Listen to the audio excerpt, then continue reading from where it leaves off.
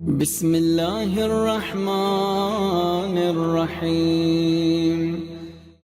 ہم تو چھوٹی چھوٹی چیزوں میں الجھے رہتے ہیں، پھر اس کے بعد سے کہتے ہیں کیا کہ خدا ہماری دعاؤں کو قبول نہیں کر رہا ہے۔ عزیزان، دعا قبول نہ ہونے کی متعدد وجہیں ہیں، وقت نہیں ہے، میں 2-3 باتوں کو جلدی جلدی ذکر کروں۔ سب سے پہلی چیز گناہ اگر انسان کرنے کے بعد دعا کرے گا، دعا قبول نہیں ہونے والی۔ ان میں بھی گناہوں میں 2 گناہ بہت عظیم گناہ ہے۔ ایک لقمہ حرام، اگر حرام لقمہ آپ کھا رہے ہیں آپ کی دعا قبول ہونے والی نہیں ہے۔ ایک لقمہ حرام انسان کی 40 صبح کی دعاؤں کو رد کر دیتا ہے۔ ایک لقمہ حرام 40 شب کی دعاؤں اور 40 صبح کی عبادتوں کو رد کر دیتا ہے۔ عزیزان، لقمہ حرام کے بارے میں ایسے واقعات ہیں کہ انسان تباہ و برباد، اس لیے کہ اس کا اثر 4 جگہ ایسی ہے، میں صرف ایک جگہ بھی بیان کروں گا، اگر موقع رہے گا تو بیان کروں گا، کہ جہاں پر شیطان خوب خوش ہوتا ہے۔ سب سے پہلی جگہ معلوم ہے کون سی ہے؟ یہی ہے، جب کسی مومن کے شکم میں لقمہ حرام جاتا ہے نا تو شیطان تالیاں بجاتا ہے۔ کیوں؟ اس لیے کہ اب اس کے اوپر انسان بہت آسانی سے شیطان قبضہ کر لیتا ہے۔ اگر لقمہ حرام کی سب سے کم گناہ یہی ہے کہ 40 دن تک اس کی دعا قبول نہیں ہوگی ایک لقمے کے بارے میں۔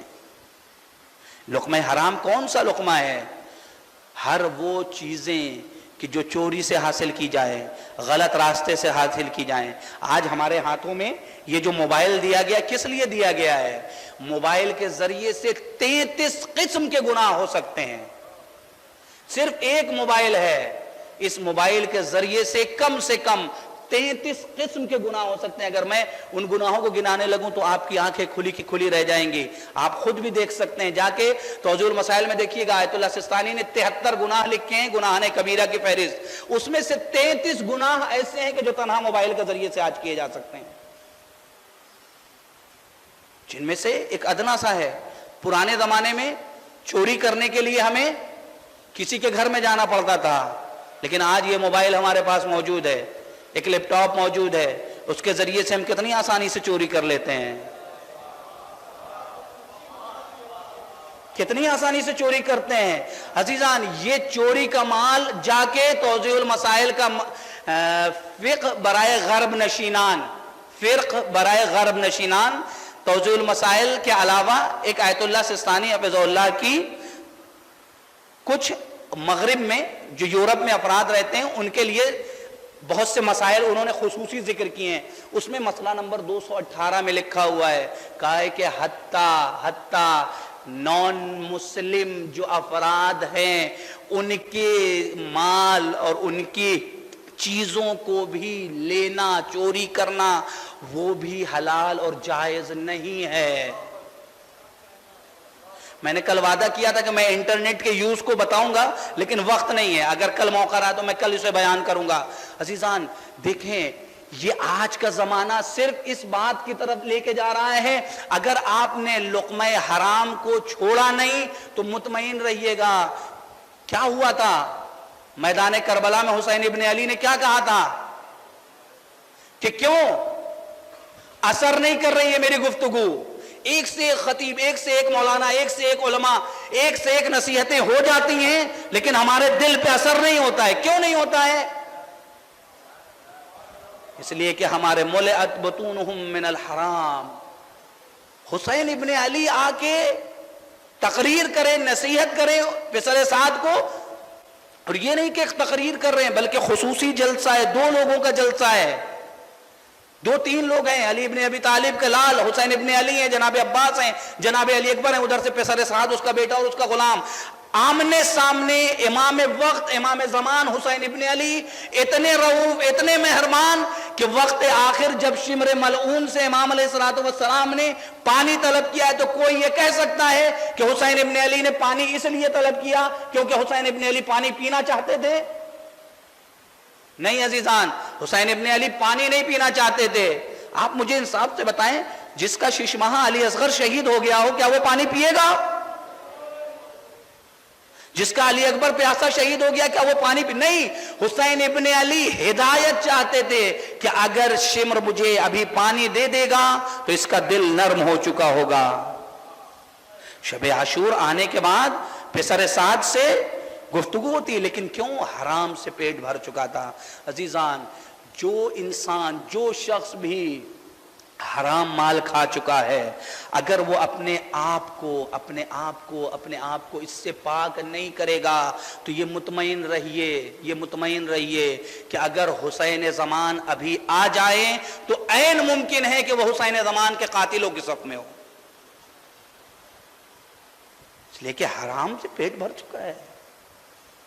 لہذا توجہ کیجئے گا اس بات کی طرف کہ لقمہ حرام کھانے کی طرف اگر کوئی اس میں ملوث ہے، لقمہ حرام کھانے میں، تو فوراً ترک کیجئے، غربت کی زندگی گزار لیجئے۔ عزیزان، غربت کی زندگی گزار لیجئے۔ اگر حلال روزی نہیں ہے، حلال روزی ملے گی، کیوں نہیں ملے گی؟ اگر آپ حرام کو چھوڑیں، خداوند متعال ضرور مدد کرنے والا ہے، لیکن ہاں ادھر سے ہٹ کے آئیے، دنیا کے رنگینیوں کو چھوڑیے، چھوڑنے کے بعد آئیے حلال روزی تلاش کیجئے، دعائیں بھی قبول ہوں گی۔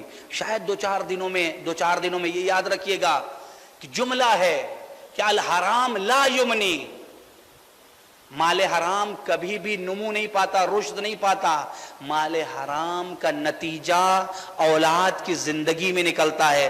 خدا کی قسم، ان آنکھوں نے دیکھا ہے کہ جن لوگوں نے جن کے باپ دادا نے حرام کمایا تھا، ان کی اولاد کبھی خوش نہیں ملے گی۔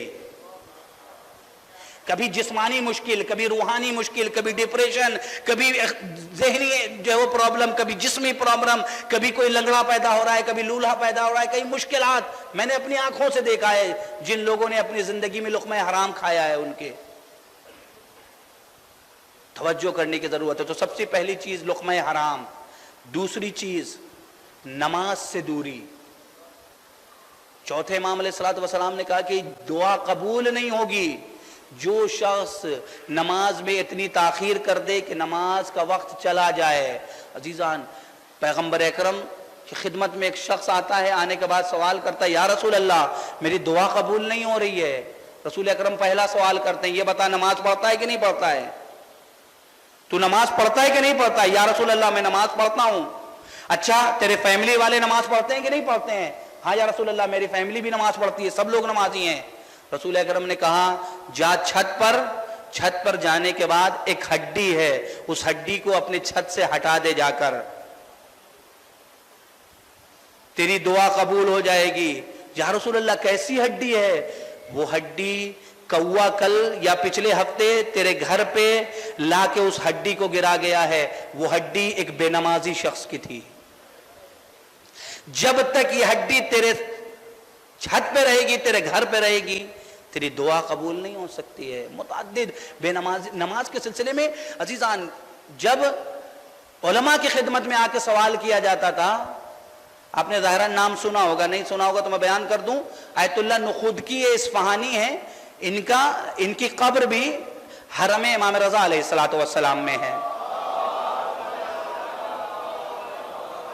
صاحب کرامات ہیں، صاحب متعدد کرامت ان سے رونما ہوئی ہے، متعدد کرامات ان سے رونما ہوئی ہے۔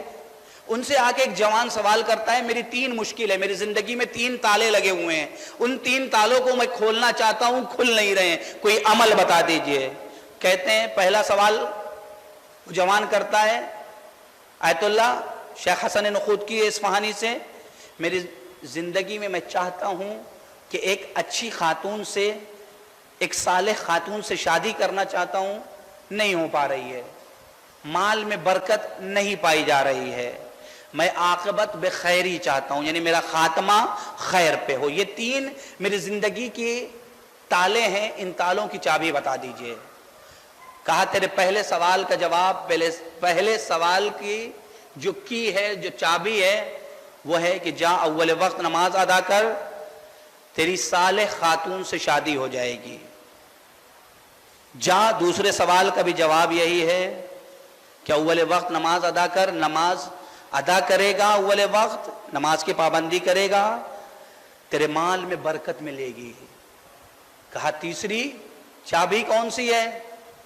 کہ میرا خاتمہ خیر پر ہو، جب میں مروں تو حق پہ مروں. کہا جا اول وقت نماز پڑھو. اس نے سوال کیا تینوں کا جواب ایک ہی ہے، میرے تینوں تالے کی چابی کی ایک ہی ہے. کہا نماز ماسٹر کی ہے، نماز ماسٹر کی ہے. عزیزان اپنی زندگی میں دیکھیے گا، غور کیجئے گا، جب نماز چھوٹنے لگتی ہے زندگی سے برکت ختم ہونے لگتی ہے.